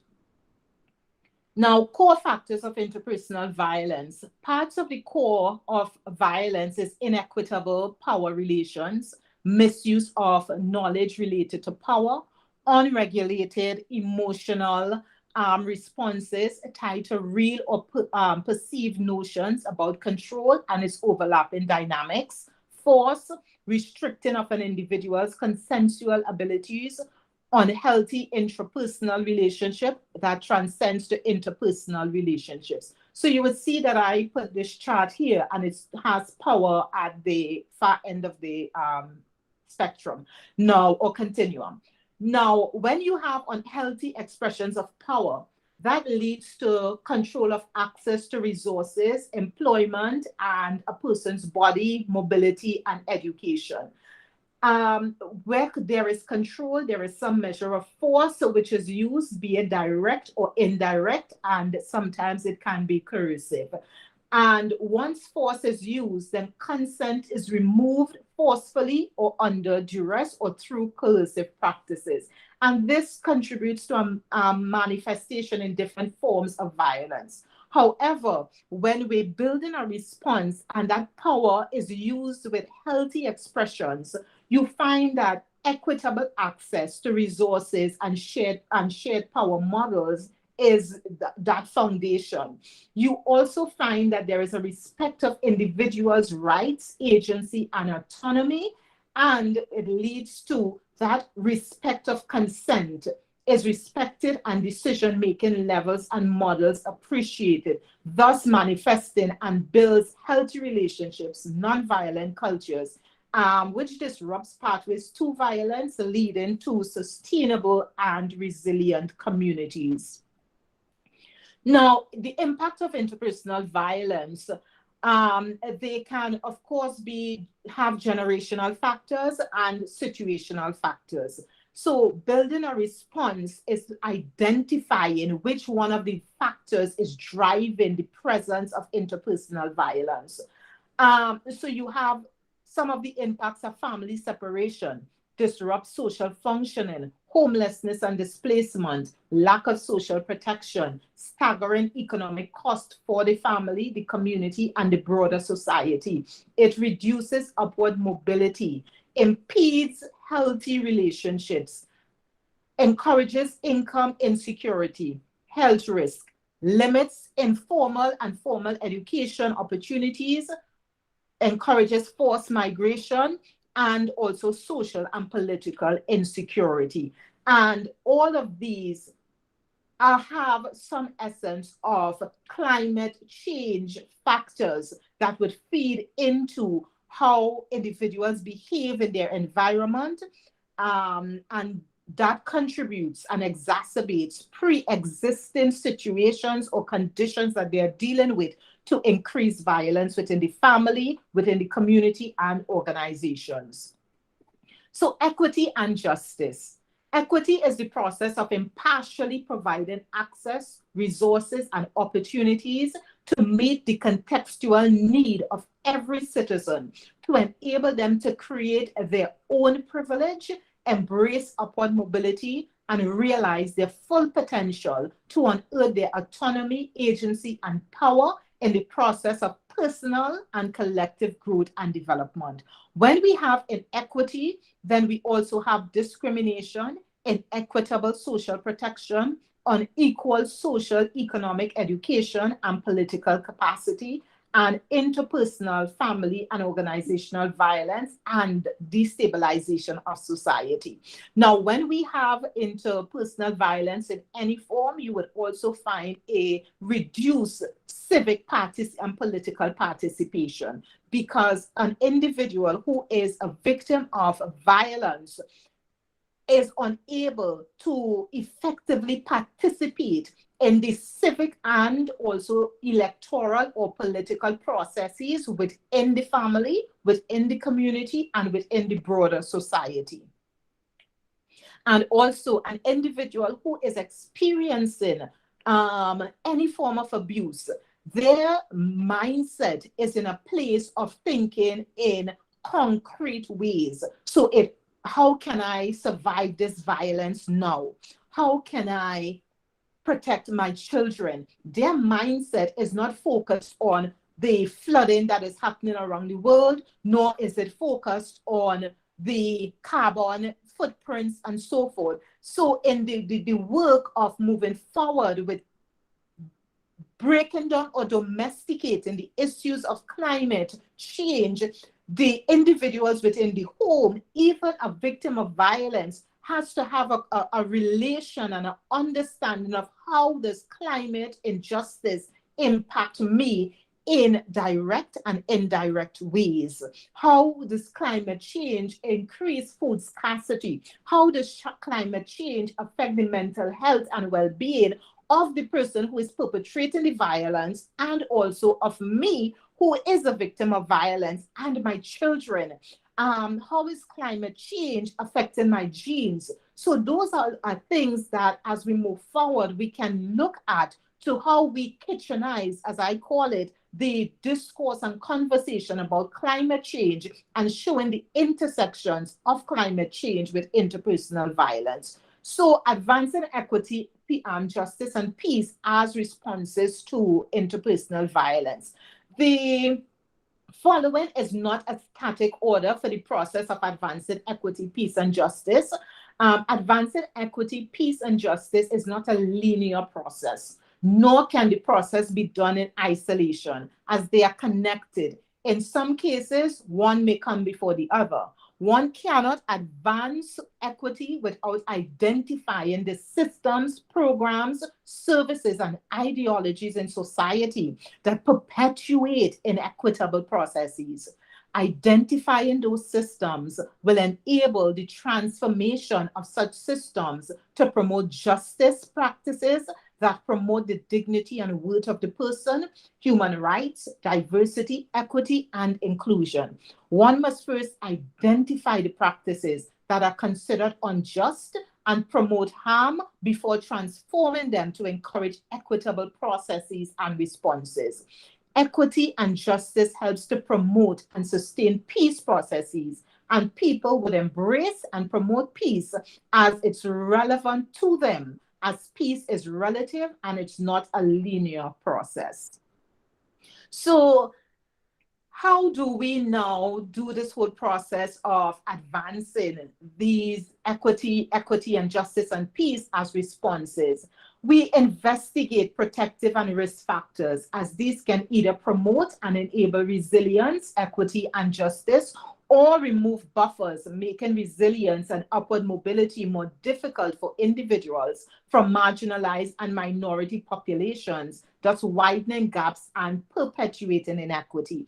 Now, someone who has experienced, let's say, child abuse, and their protective factors was limited, their resilience level will be low to have that capacity to overcome and live a sustainable life, versus the individual who may have experienced some form of child abuse, but their protective factor, they had protective factors in place which acted as a buffer to help them to become resilient and just rise faster and further. So some risk factors include unpaid care work, social labeling of girls and boys leading to gender roles assignment based on sex, intergenerational and situational poverty and violence, normalization of unhealthy norms that promote violent and unhealthy social constructs, gender pay gap, non-transformative policies that protect citizens and hold perpetrators to account, ACEs, adverse childhood experiences, and limited education and reduced social functioning, housing, food, income, and health insecurity. Some protective factors which can be investigated are establishing healthy social norms to transform constructs regarding intergenerational and situational poverty and violence, transformative social protection policies, financial and educational opportunities, power sharing systems, housing, health, and job security, investment in women and girls. We also can investigate leadership, women's participation in leadership opportunities. When violence occurs, when there is a natural disaster, flooding, fire, or even something like food scarcity, the presence of COVID-19, women, many women, especially from marginalized and minority communities, are unable to effectively take up leadership roles within their spheres. One thing we can also look at is reviewing internal policies of international organizations, just reimagining the processes to provide for transformative collaboration where presently we know of many international agencies where the grant or aid process is onerous, has onerous requirements that act as barriers to women and women-led organization. And those onerous requirements indirectly and sometimes directly perpetuate violence and also perpetuate some of the social problems that are existing in society. So thank you for listening to this brief presentation. I know I went fast because I want to respect time and our participants to provide space for questions. And I end with this quote by the director of the International Labour Organization. And he said, "We are only as safe as the most vulnerable among us. Our well-being and destinies are intimately entwined, regardless of our location, background, or work. If some people cannot count on income security while sick or in quarantine, then public health will be undermined and our collective well-being jeopardized." So thank you very much for listening, and the floor is open. I hand over to Maria Santiago Valentin to present the questions so that the presenters can answer. And before that, if you would like to get in contact with ACJA, you can find us online, www.acjaonline.org, and email Maria Santiago or Diani. The emails being presented here. We're also on Twitter, in LinkedIn, Facebook, Instagram, and the YouTube channel, Atlantic Climate Justice Alliance. Thank you very much for your participation with us today. I hand over now to Maria so that I can end sharing. Chair, thank you so much for moderating and keep all the presentations within a flow. And we could not have done this without your support. And if anybody has questions for any of the presenters, you can put them in the chat or you can unmute yourself. If you are going to make a question, please, say your name or the organization you are representing. This is being recorded, and if you are interested in getting a copy of the record, we hope we can technologically share it with you. That's going to be another challenge that I have to figure out. But you can find us at the emails. You can email myself or Diani, and then we'll make a list, and I'll try to share the recording of the presentation.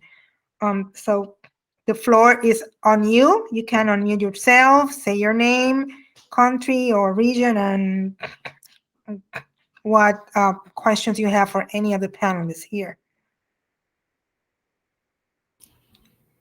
Hello, my name is Gabrielle. I'm a resident in the U.S. I'm a youth delegate, and I'm under the organization Girls Learn International. So I just wanted to present an issue. Thank you. It's a pleasure being here. I wanted to present a personal issue and hear your thoughts on it. So many of the students in my school struggle with mental health. For my friends who came from lower socioeconomic families, this issue was exacerbated as their parents were not able to help their kids get proper mental health care. Right now, I want to start a project that exposes how environmental problems are disproportionately affecting certain communities in regards to their mental health. By surveying students, I can present the data to my school district so they can implement intersectional policies that are effective and equitable. If I know Sarah and I believe Sophia, you talked a lot about how Latino and Hispanic families are being disproportionately affected in cases of environmentalism. And if you guys would love, I'd love to share contact information and kind of pick your brain if that's possible. And if there is any other presenters who would be interested in that, that would be greatly appreciated. I will be interested in that. So, Yeah, put your email in the chat, please. I'll be putting my I will, email thank as you. well. I think I'm going to do the same. I'm going to put my email and she can contact. I as well. And Gabrielle, thank you for your work, because we know that just, for instance, just access to green spaces, we're showing there's more growing body of research that shows that access to green spaces and for adolescents can improve mental health income. In fact, there's somebody on the call today. I don't know if he's still on, Tobias from Newark Science and Sustainability that does green agriculture work in Newark and around the state. So there's a lot of wonderful allies. So if this is something that I encourage anyone who's listening, who's here, if you do this kind of work, put your info in the chat too, so Gabrielle can reach out to you. Anybody else wants to take the floor? Like a question or recommendation? How can we make this presentation better? Hi, my name is Francie Goldstein. Can you hear me? Yes, Francine. Yes. Okay.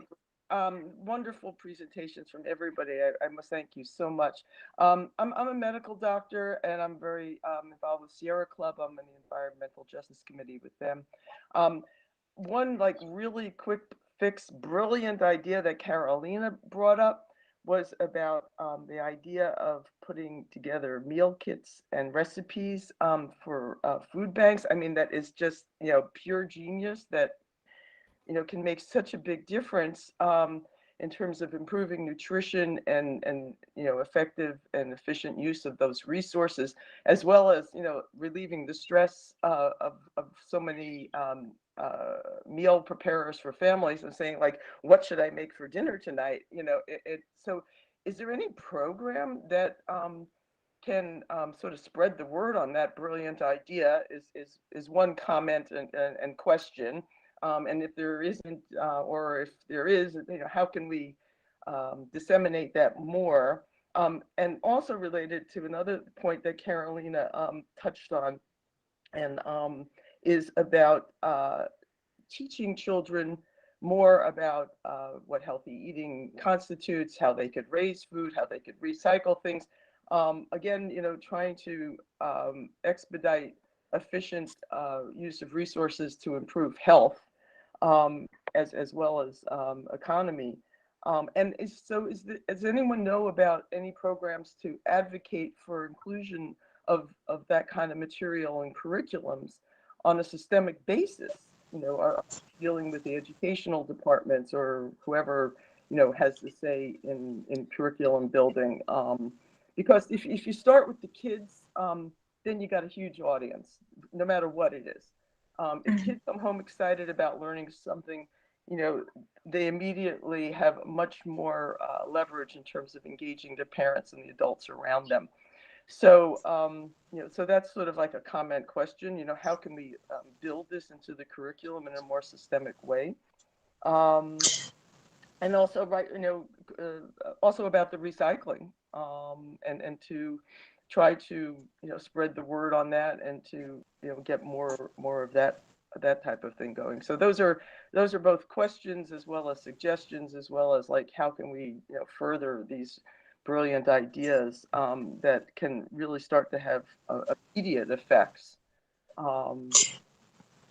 Yeah, thank you so much for your questions, Dr. Francie. I really appreciate it. Uh, how do we did all of this? The classes for recycling are being run by the hospital. The majority of these programs has been they were prior the pandemic, in-person classes, and how to teach those kids, camps with the kids. It was like they were trying to do it during the time the kids have their vacations, like their spring break. So they will be attending all these camps during the whole week. It was Robert Wood Johnson University Hospital doing all of these program. I can put you in contact with the person who was doing this. A lot of this stuff was also being doing by the Food Alliance here in New Brunswick. The food boxes that we do, it is due to Share Your Food Waste through Middlesex County.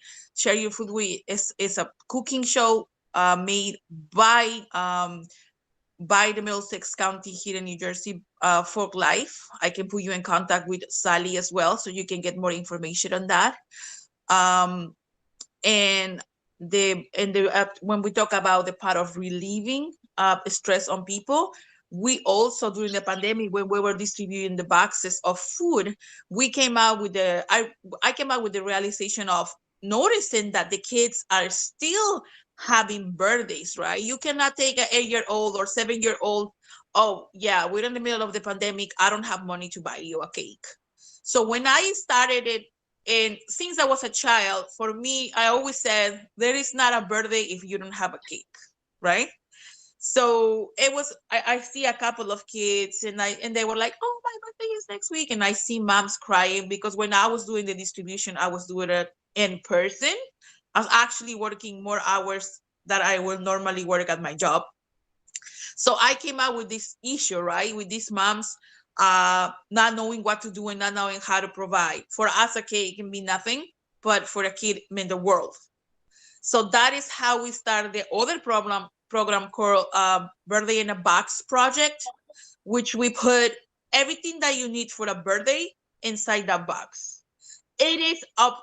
Of course, it is not environmentally friendly what we put on the box, right? I had to be honest with that, because we put the decorations, we put the candy, because it's a celebration, so everybody kind of deserve a break.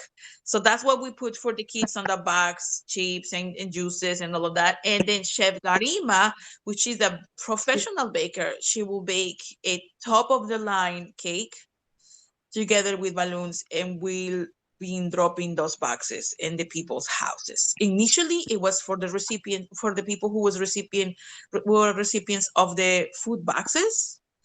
Then we move it forward to referrals, and right now with the pandemic, kind of like getting, everybody is kind of getting on their feet little by little. Now we are serving only the women at the women's shelter right here in downtown New Brunswick. So we've been working all these initiatives through the people. Free cycling initiatives are also to the community. Maria's asking a question. No, after you're done, I just want you to tell them how you get the supplies. Oh, That's all. I rely a lot on my social media, believe it or not. Like, I posted everything on Facebook, sometimes in Instagram. I'm trying to learn the Instagram game. I'm more like the older person who will use Facebook more. So I have groups in Facebook, and I post constantly. I also use TikTok, and I tell my stories, and I share what we're doing. To inspire people to do that, and also kind of to show the amount of work we put in here, and to show to kind of show the work and people will be seeing that we using their donations and their money in a good way, so we can get more resources. Chef Garima and I, we do all of these completely and totally free of charge, and we rely on donations. We donated our time to do all of this as well. So I hope I answered your question. And with the recycling classes, like I said, unfortunately, all these initiatives were pre-pandemic. The other ones that I mentioned at the end are the ones that are currently happening. So, and also we have another initiative related to Free Cycle, which he was doing the community raffles every week through Facebook, giving away stuff to the community to kind of, helping to distress and get some prizes for free as well. So that's what we've been doing, trying to, help out the community. Thank you so much. Thank you. Fantastic. We put some information on the chat. I couldn't get everything you said, Carolina. You can, if you want, you can put the organizations there, or Francine and you can exchange emails so you can get more information. Francine, are you there? Yes, I so you am. can, but you if can connect after the call, after the conference. Yeah, if someone sends an email, I can forward that information to Carolina directly. Anybody else before we have Cherna? One other technical question for Patty. You answered my question about whether pacemaker patients or people who have other medical devices can safely use induction stoves. You said it's safe for them to use electric, but electric stove is different from induction stoves. Induction stoves, use a much more electromagnetic energy as opposed to electric stoves, which use electric resistance. So would you know the answer to that, or where I could find that out? There's there's studies that are coming all the time, and there's more research that needs to be done. We do know that the EMFs with induction stoves are mid-range EMFs, and supposedly they don't create any of the physical problems that higher level EMFs cause. However, with pacemakers and maybe even some diabetic pumps, there might be issues. There are studies that show there's no problem at all. They have people leaning over, working, and there are studies that show it might be. So, to be safe, we say if you've got a pacemaker, maybe right now an induction stove isn't the right choice for you. And I think some of them are starting to be made with shields for that as well, for EMFs. But an electric stove can always be used. My sister's had an electric stove for years. Instead of the coils that show got a glass top, her meals taste just as good as my meals. And there's no gas pollution coming out. There's no nitrogen dioxide. There's no volatile organic compounds or fine particulate matter from the burning. Oh no, I'm a big fan of getting rid of gas in the home. And I have mini splits that I put in too. But I just you have to know that you don't leap from the fire into the frying pan. If we are telling people, get rid of your gas stove because they're dangerous, but then there might be other risk factors for, an induction stove. We need to know about those too. Once upon a time, microwaves, were really very unsafe until they started putting more shielding in also. So I'm just wondering if that's where we are with induction stoves. I don't think we're in a place where we have to worry about these hidden unknown impacts of induction stoves. It's not like that. It's very specific. If you have a medical implant device, which is super sensitive, then you should hit a pause button. Otherwise, for the average person, nobody's sending any, there's no alarm signals going off about that. It's, they've been around for a long time. It's not, it's a low level, and it's not like, it's a small amount. So I'm not concerned about that. I don't think industry is concerned about it. The manufacturer is concerned about it, or the health professional are concerned about it in the research that I've done. I'm putting one in. I did my research. I'm not at all concerned about it. I am. I said, you have to weigh things in this world. And of course. No. I mean, I did try to do a bit of research on this on Google Scholar, but I wasn't getting anywhere. So I don't know if you have any other references that you can give me in terms of testing to what testing has been. I'm happy to follow up with you offline, and I'll put my email. Yeah, no, that would be great. Thank you so much. No problem.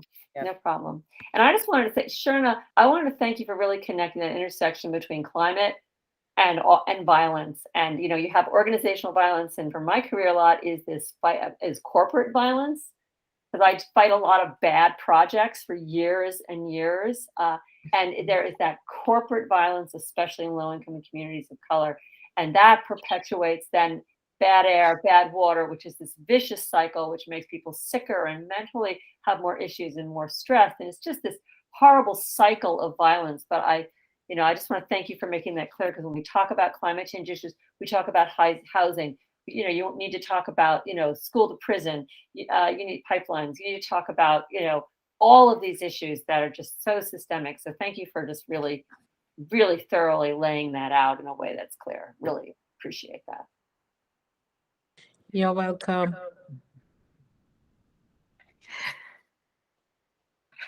We have Matthias, Bob, Tobias, Isabel, Javier Éxito, Aquip. If anybody else has a question, if not, then Yeah, I'm seeing, I think Bob and somebody else was waving their hands.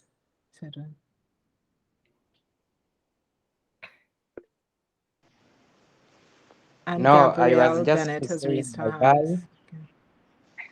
I was just saying bye-bye, except that I have to appreciate all the efforts for everyone who has been able to present this information, because I have found it interdependent, especially where violence has been connected with climate change. It is something that we really need to intervene in, such that the people are not being affected by the two things at the same time. But thank you very much. And my name is Bob. I'm from Uganda, working with Uganda Youth Skills Training Organization. welcome. Thank you. Thank you. Thank you for joining us from Uganda. Gabrielle has a Question. question. Hi, I'm not a presenter. I just had a quick suggestion. I know something that was, I believe, Francie, you brought up a question about creating visibility for ongoing issues. And I cannot stress how much girls' organizations want to be leaders and educators. So if there's any organizations on call that just want to create awareness, and their target audience is youth communities, girls' organizations are a great one to connect with. We love exposing issues and creating awareness. Yeah, that's my comment. Thank you. Thank And you. also, we need to we need to remove those visibilities in order to address the needs that our populations have. Because of the invisibility, we're not getting, there's no research capacity and no funding for research and no funding for alleviation of the issues that we're having. Thank you. Matthias? Yes. Yeah, I am. Yes. Mhm. Yes. Yeah. Yeah, I am really very glad to have been here, and I had all the various presenters, all the speakers who presented very important topics as regards this gender equality and health in the context of climate change, especially the ones on air pollutions and pandemic, and then food, how it affected food and food supply during this period. So I'm really very grateful, and it has immensely enriched my knowledge. I come from, I'm a student at Florida International University in Florida. So I thank all these speakers and the presenters. Thank you. Anybody else before I handed it back to Cherna so we can conclude? Tobias or Isabel or La Vía al Éxito? If not, I'll give it to Cherna.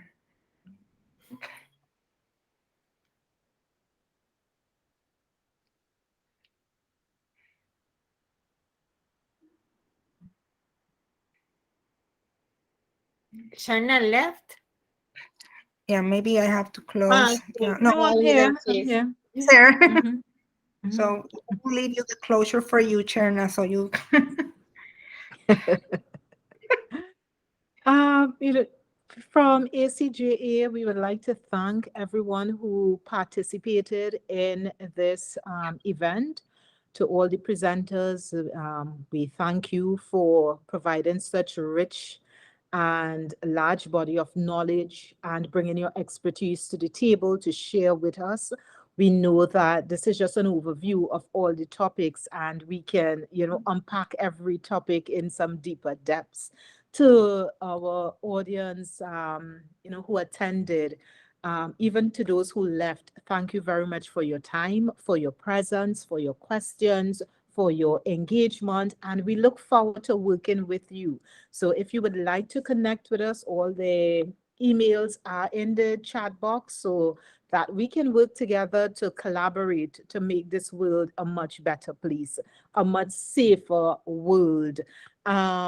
Looking at the systems that already exist and finding ways to bridge the gaps, and not so much reinventing the wheels, but looking at the gaps that exist and enhancing those so that we can be able to have a better world in multiple worlds for the future, which is to come.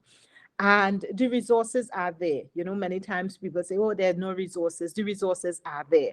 Is working together now, as there is a movement for collaboration, to find those collaborations and align with them so that we can be able to tap into those resources to get the work done. To our colleagues coming from Uganda, thank you for your presence here. To every person within different disciplines, be it medicine, be it the school body, be it as an advocate or a leader or ally, we say thank you coming from ACJA, and we look forward to working with you. Again, you can take our emails from within the chat box, because when this event closes, then all the messages are You can take deleted. screenshots. What I would ask one of the presenters to do, they can take a copy the messages and paste it in a Word doc or something so that we can I have did. access to the emails to reach out to persons who have actually put their emails for us to connect with them. So thank you once again for being here, and remember to be safe and be self-aware and present as we navigate these challenging but beautiful times. Thank you. Bye. Thank you. Thank you. Thank you very much. Thank you. Thank you, everyone. Thank you, ACJA, for putting this on. Thank you. Thank you, Anne. Thank you and stay safe, everybody. Thank you. Yeah, thank you. Thank you. Thank you, Aquib. Tobias, thank you. And Matthias and Dr. Thank you. Goldstein, thank you.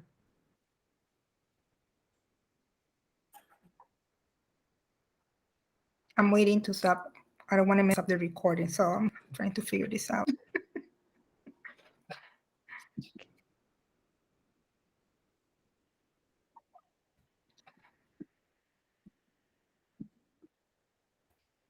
So I should click, where should I click at the bottom to stop the recording? Okay. I did.